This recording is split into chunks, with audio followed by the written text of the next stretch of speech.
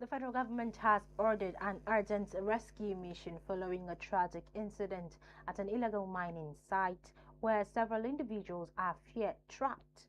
Authorities say the operation is underway to save lives and assess the extent of damage caused by unregulated excavation activities. The site, located in a remote part of the country, has drawn national attention to the growing dangers of illegal mining. In response, the government has vowed to intensify its crackdown on illegal miners, citing environmental degradation, safety risk, and loss of national revenue. Officials from the Ministry of Solid Minerals say new enforcement measures will be rolled out, including surveillance, community engagement, and stricter license protocols. The move is part of a broader effort to sanitize the sector and protect vulnerable communities. Experts warn that unless illegal mining is curbed, Nigeria risks long-term ecological damage and economic instability. As the rescue continues, stakeholders are calling for urgent reforms and stronger collaboration between federal agencies and local governments to ensure accountability and sustainable resource management. Meanwhile, the federal government has strongly rejected allegations circulating in international media that Christians in Nigeria are endangered or facing systematic persecution. In a statement issued by the Minister of Information, Mohammed Idris, the government described such claims as false, baseless, and divisive, warning that they distort the reality of Nigeria's complex security challenges.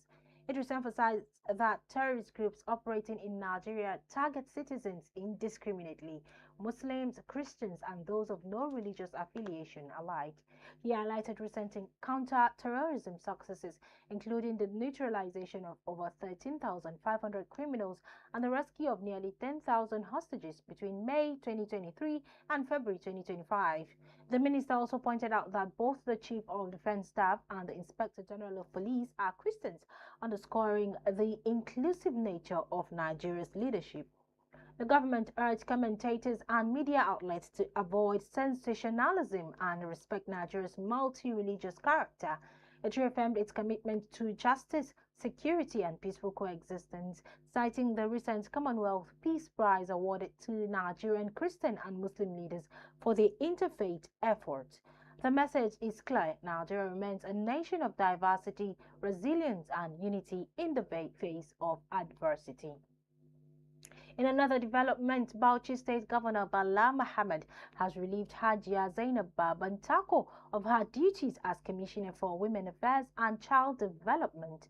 The announcement, made via a statement from the governor's media aide, was described as a minor adjustment to the State Executive Council. The directive takes immediate effect, though no specific reason was given for her removal.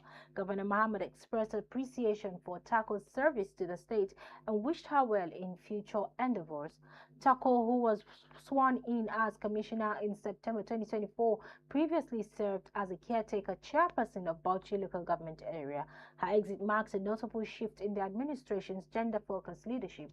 Political observers say the reshuffle could signal deeper strategic changes ahead of 2027 elections.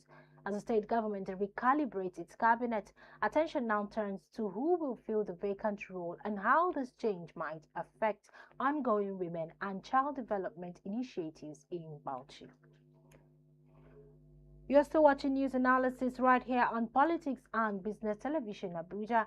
Still to come, Nigeria's petrol export booms hits 371 billion naira, but import dependence persists. Details of this headline and more news content after a quick break. Stay with us.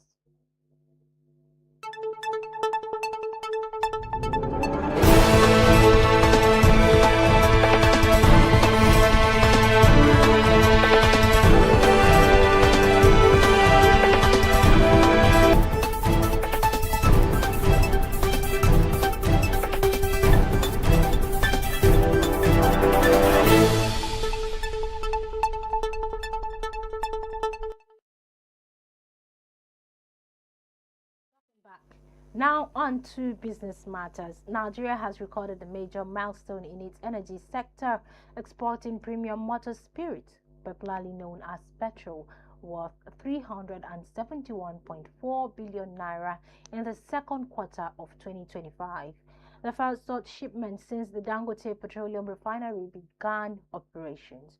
This marks a turning point for Africa's largest crude producer, which has long relied on costly imports due to inactive state-owned refineries. According to the National Bureau of Statistics, petrol now accounts for 1.63% of Nigeria's total exports, with the bulk heading to Asia and the Middle East, while only 23.1% was sold within Africa. Despite this breakthrough, Nigeria remains heavily dependent on petrol imports. In the same quarter, the country imported 2.38 trillion naira worth of petrol, over 6 times the value of its exports, while this reflects a 45.56% drop from the previous year. It still underscores the gap between domestic refining capacity and national demand. Analysts say the Dangote refinery's output is gradually easing the pressure, but technical challenges and supply constraints continue to limit full self-sufficiency. Industry leaders, including Alhaji Aliko Dangote, remain optimistic. Speaking at a global energy forum, Dangote confirmed that the export of 1.35 billion liters of petrol between June and July, with shipments reaching destinations as far as Oman, Singapore, and Malaysia. As Nigeria inches closer to refining independence, experts urge sustained investment in infrastructure and regulatory clarity to ensure long-term energy security and economic stability. Moving on to the foreign scene, Vietnam is reeling from the impact of Typhoon Boaloi, which made landfall late Sunday night, unleashing winds of up to 130 kilometers per hour and leaving a trail of destruction across coastal provinces. At least 11 people have been confirmed dead, with dozens more injured or missing. The storm ripped strips off buildings, uprooted power lines, and forced the evacuation of over 53,000 residents to emergency shelters. Authorities have shut down 4 airports and suspended more than 180 flights, while parts of Nge and Anh Tin provinces remain without electricity. Rescue teams are working around the clock to locate missing fishermen and restore essential services. The Vietnamese government has mobilized military personnel to assist with relief efforts as the storm weakens and moves towards neighboring Laos. Typhoon Boaloi is the 10th major storm to hit Vietnam this year, underscoring the country's vulnerability to extreme weather events. Officials warn of continued risk from flash floods and landslides in affected areas as communities begin cleanup and recovery. The focus now shifts to rebuilding and reinforcing infrastructure to withstand future climate shock. Now for sport news, let's join Abel Sunday.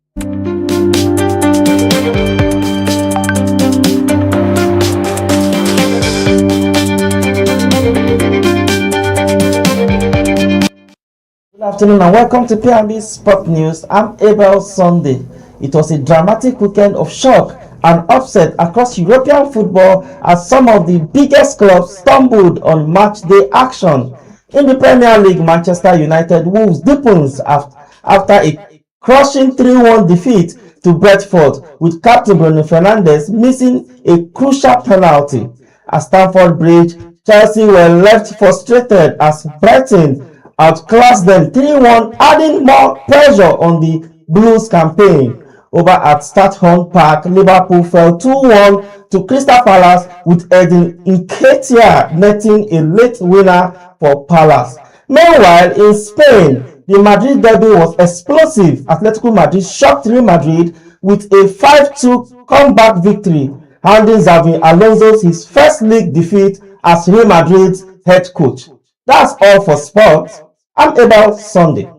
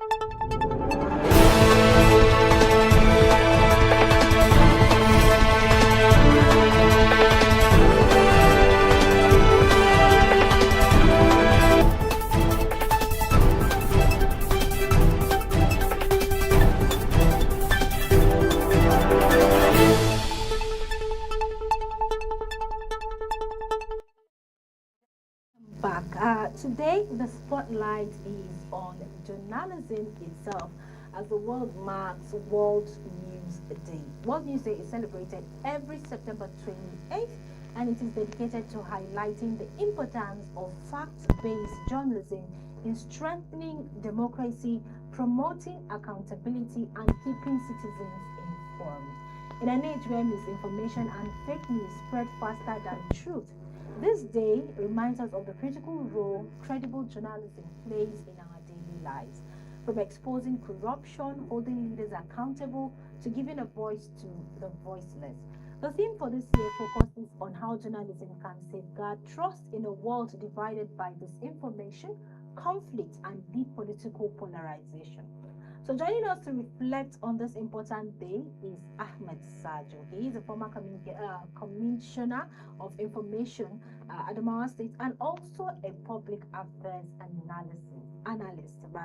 Ahmed Sajo, welcome to the studio. Thank you, Fatima. It's my pleasure to be here. Thank you. So it's World News Day. It was World News Day. Yes, it was marked yesterday. But as journalists, we can't just let the day go without talking about it and brainstorming. And specifically, I feel and I know that you are the best person for us to dissect and unpack this day. So let's start from the first question. Let's start from this. Journalism has long been called the watchdog of society. So in your view, is the media still living up to that role today? Well, let's start from exactly what is journalism. What is a journal? It's the whole thing comes from the French word "jeu." Journal, the days. In fact, that's what the French call news. Journal. What happens in a day, and how it is reported. Journalism has been an integral part of society from the very beginning of human evolution. People needed information, and some people have to provide that information. And of course, all other professions could fade and be irrelevant eventually. But information management will always be there, because even in the case of the professions, a doctor could be the best surgeon in the world. At the end of the day, he would be interested in knowing whether the surgery that happened was successful or not, even when he knew it was successful. But it is the media, where the journalist holds the key role, that eventually tells the world that business, that activity was a success. When lawyers argue in court, they argue in court. Only the judges and the people in the court know what transpired. It behoves on the media and the journalists to inform the world that this was what transpired in court and this is how it went. So everybody in society is in need of the activities of journalists. So generally, journalism is a key function. At the beginning of the European attempt to introduce separation of powers, there used to be 4 branches of government: the executive, the legislature, the judiciary, and the church. But eventually, the role of the church began to fade away, and the church had literally no role again in governance, where the Pope and other had no role absolutely. But the 4th estate must exist, and that vacuum was instantly filled by the media. Journalists filled up that vacuum. So journalism or media practice or information management became the 4th estate, after the exit of the church as the fourth estate of the realm, and that there was a vacuum, and then the world realized that what holds all the three arms in check is actually journalism, informing the people what these others are doing with the mandate that is given to them by the people. What are the executive members doing with the mandate in their hands? What are the legislative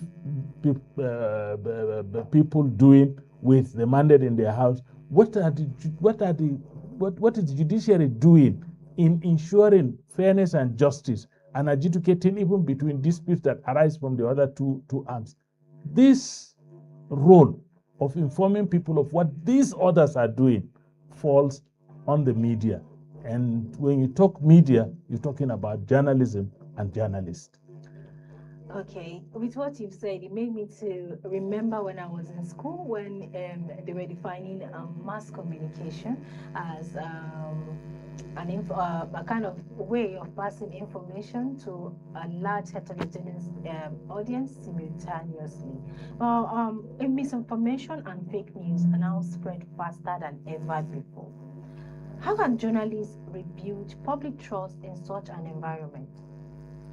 I think whoever is expecting journalists to bridge the trust gap on their own is being unfair to journalists. The trust deficit we suffer today in our societies across the world, is born out of the inability of people in governance, to engender trust.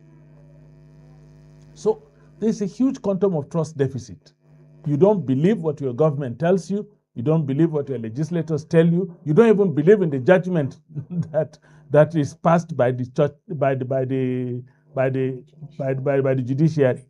And to make matters worse, you are beginning to even question your spiritual fathers. Does the imam actually tell you the truth, or does he say things that please the authorities so that he can get something? Does the pastor, church, reverend, does he tell you the truth, or is he saying things that will advance, material acquisition by him or his church or building or house of God? So when there is a breakdown of trust in all key institutions, including those that are supposed to have been the moral compass of society, the religious bodies, how do you expect, journalists, to be the only custodians of trust in society? Their sources are not trustworthy. So how can they be trustworthy? How can they engender trust? If government tells you the truth, the journalist repeats that truth, you will have trust in the journalist and you will have trust in your government. But if the government does not tell you the truth, and the government is a source where the journalist gets his own news, how do you expect the journalist now on his own to build trust on something that is untrustworthy ab initio? The lawyers will tell you, if you've ever been to court, that you cannot put something on nothing. You can only put, if I drop something here, now it goes down straight because there's nothing to guide it. So the trust deficit is not the fault of the media. As for fake news, let me tell you, from time immemorial till today, rumors are more juicy than the actual news. Yes. And rumors are mostly 80% constructed on falsehood. So you have to understand that the trust deficit we're suffering today as a people and as a nation is not born out of the journalist's inability to win trust by telling the people the truth, but it's because the source itself is not trustworthy. The source itself, and I tell you, we've lost our moral compass. We've lost our moral compass. And where you lose your moral compass, the issue of trust becomes, ab initio, a dead matter. Because it's your moral compass that should determine whether you are trustworthy or not. And look at the way we are going. Everywhere you expect to have some level of morality has broken down. Anywhere you are expecting truth, what you get is falsehood. Even in the interpretation of holy books now, opinions not only filter in, but sometimes opinions even change meanings for purposes other than the honest truth. So where you are a reporter and your source does not engender truth, does not engender trust, how do you construct trust under such circumstances? You see that sometimes when you go on social media these days, you see that some of these news outlets on social media like Facebook, Instagram, and what have you, they post some kind of a news. Somebody will say something so and so happened in Lagos or in Kano. Somebody will now go and backtrack old. Let's say, for example, somebody come online and say such and such building is burning in such and such state, right? And then at the end of the day, somebody will backtrack to an old video that happened, something that has been lost. Just go into their archive, pick it, and then come post it and say, yes, this is the building that has caught fire. So at the end of the day, everybody thrives on it.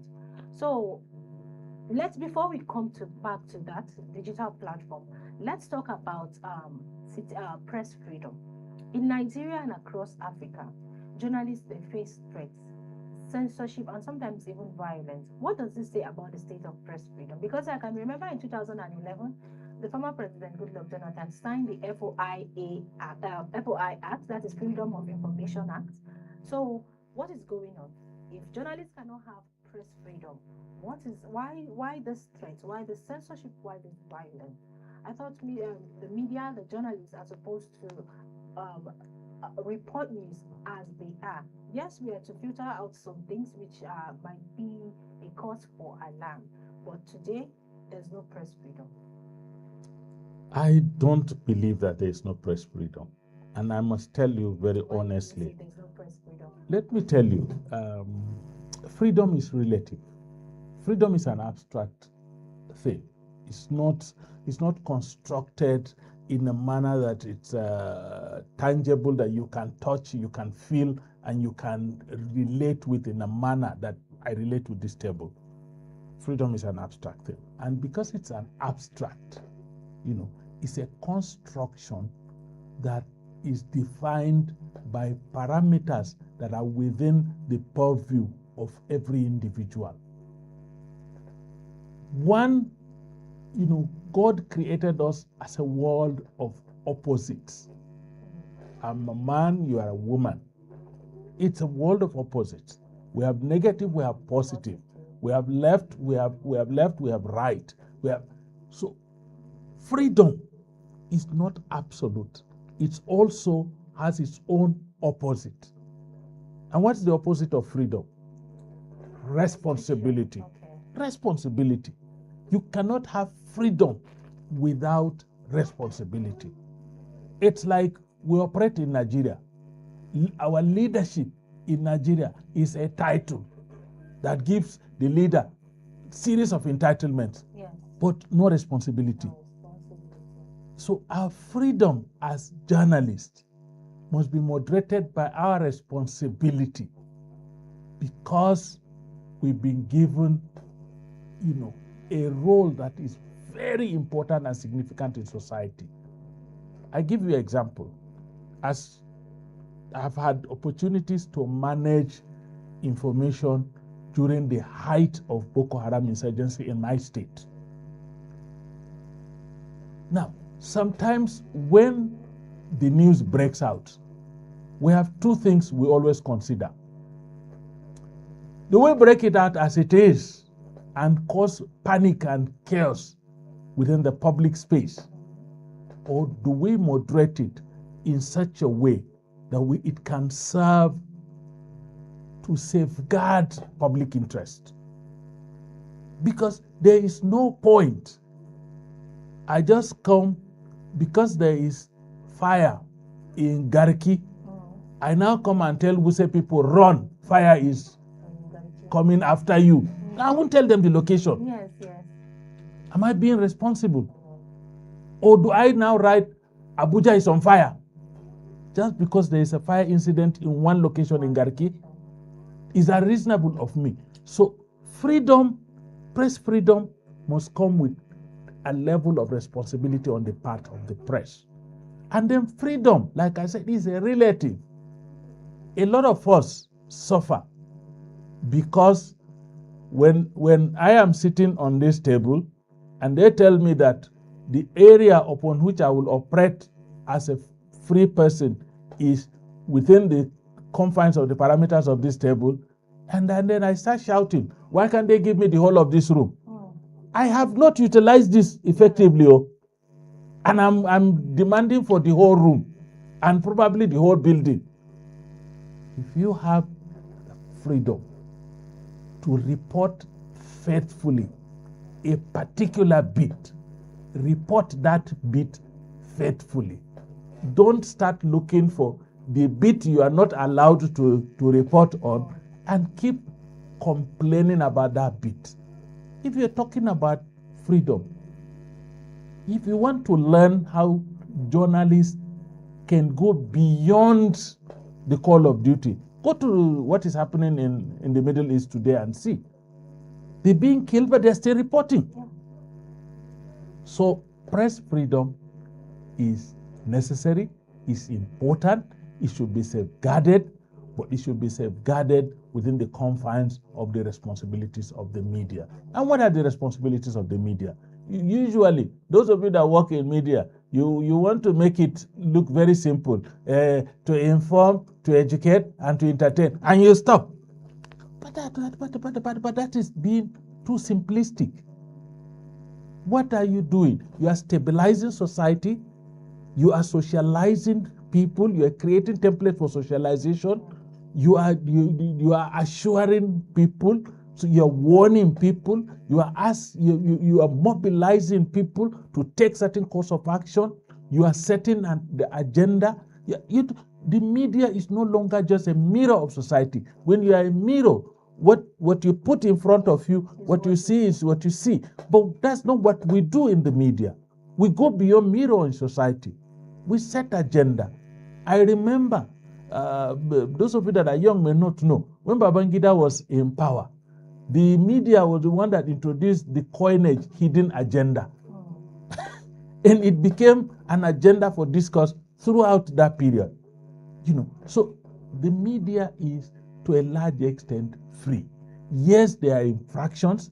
Yes, there are limitations, but those limitations are not any different from the limitations that is imposed on the entire society by the fact that governments are not sincere in most societies in the world.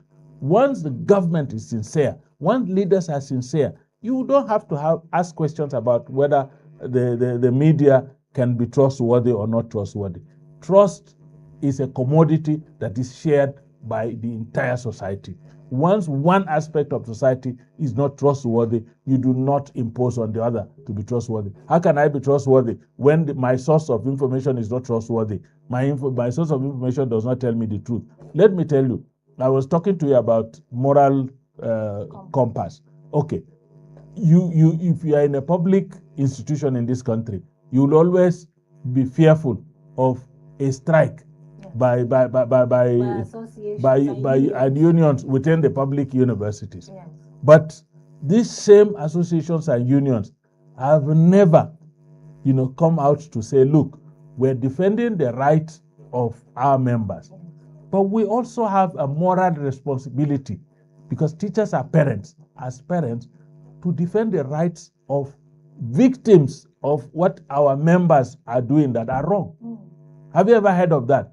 Have you ever heard of the BASU or NASU or anybody bringing, a lecturer who has demanded sexual gratification from a student to book? No, it's quite rare.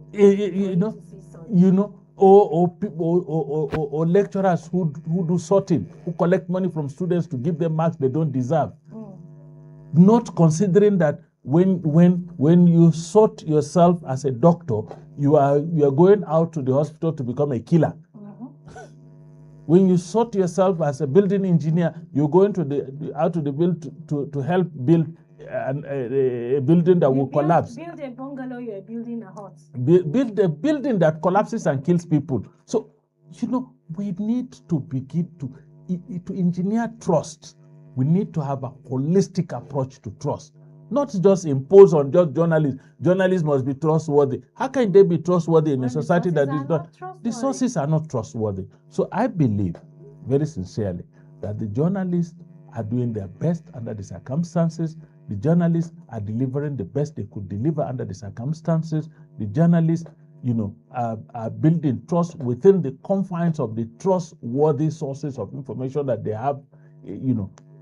Investigative journalism, fine, fantastic, but there's a level you get. There's a level you get. Even with the Freedom of Information Act, there's a level you get.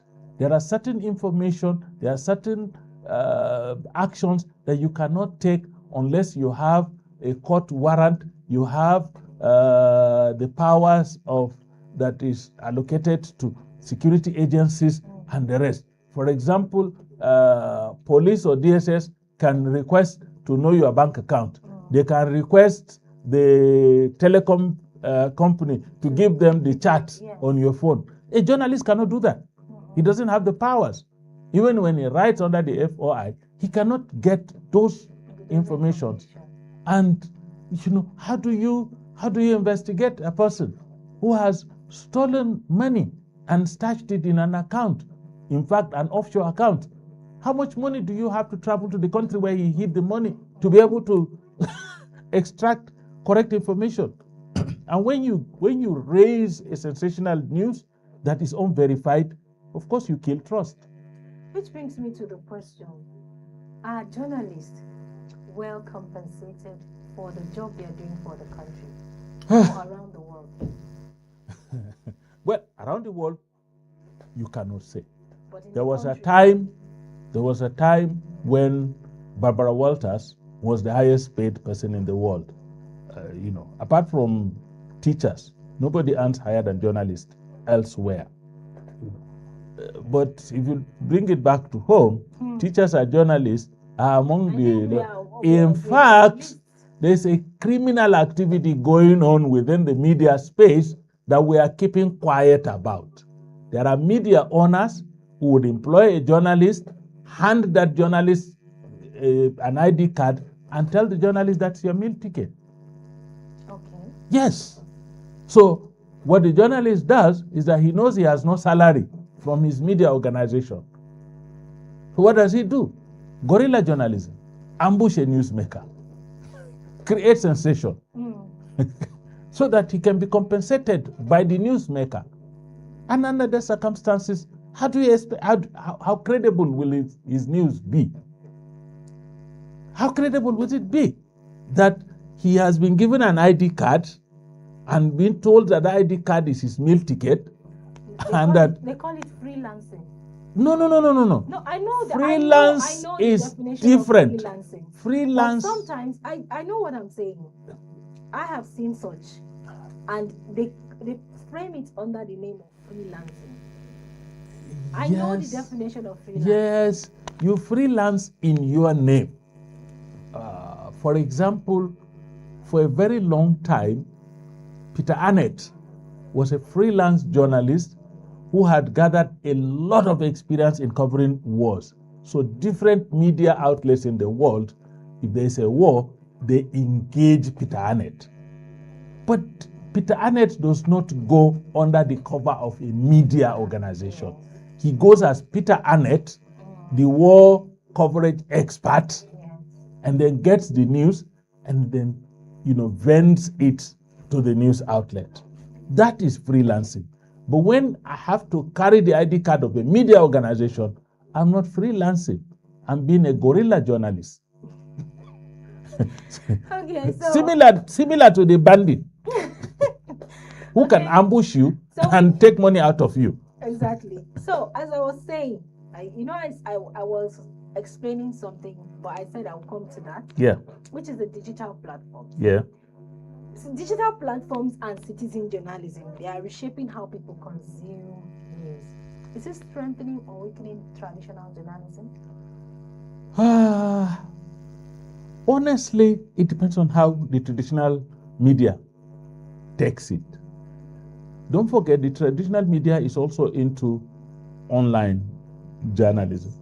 What is important under the circumstances is that, the traditional media still remains the credible media because of one factor.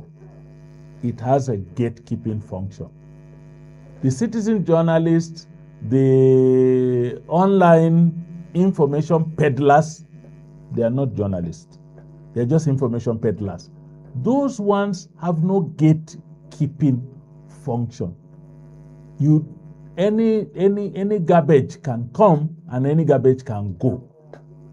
Now, the citizens themselves understand that the only reason they follow these so-called citizen journalists is for the sensation that it provides. It's very sensational, but they know that if they want the truth, or at least something near the truth, they have to visit the traditional media, because there are gatekeepers, and those gatekeepers have a role and function in determining the credibility of either the source or the message.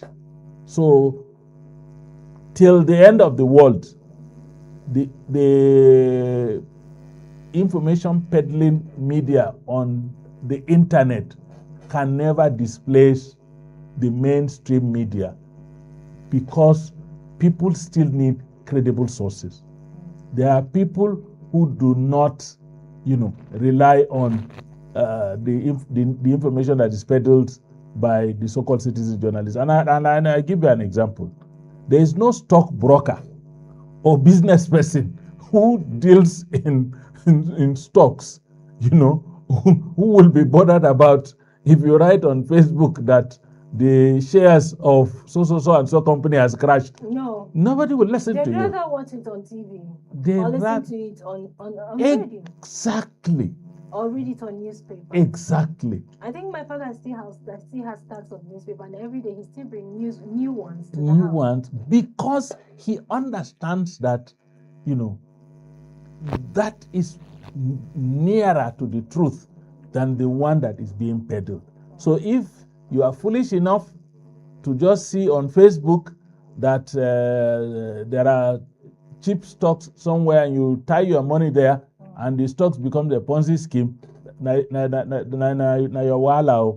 The truth is, you need to get credible source for your information, and so the mainstream media remains a credible source because of the gatekeeping function. Just that's the difference. The difference between the traditional media and the new information peddlers is that the information peddlers have no gatekeeping function. And they could report anything. They could say anything.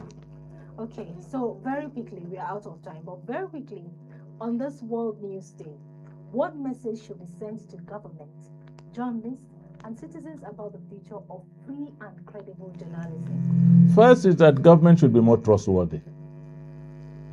In truth, government should be more trustworthy. Government sources should be trusted, should be relied on. Government sources should.